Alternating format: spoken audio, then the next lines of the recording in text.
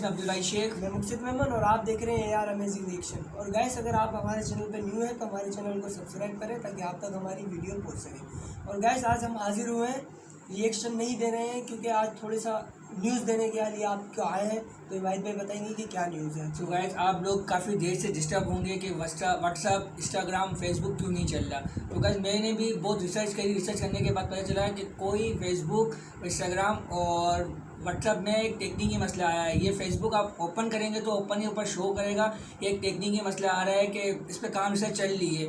तो गाइस आपको हम प्रूफ के साथ दिखा रहे हैं, हमारी साइट पे स्क्रीनशॉट चल रहा होगा कि इसमें लिखा हुआ होगा कोई टेक्निकी मसला आ रहा है। हमने न्यूज़ में भी सर्च करा कि न्यूज़ में क्या मसला आ रहा है कि व्हाट्सअप वगैरह, फेसबुक वगैरह क्यों बंद है। तो गाइस मुझे यहाँ ये पता चला कि ये टेक्निकी मसला है, कोई इस वजह से बंद है व्हाट्सअप, फेसबुक और इंस्टाग्राम। तो परेशानी की बात नहीं, पूरी दुनिया में ही बंद है।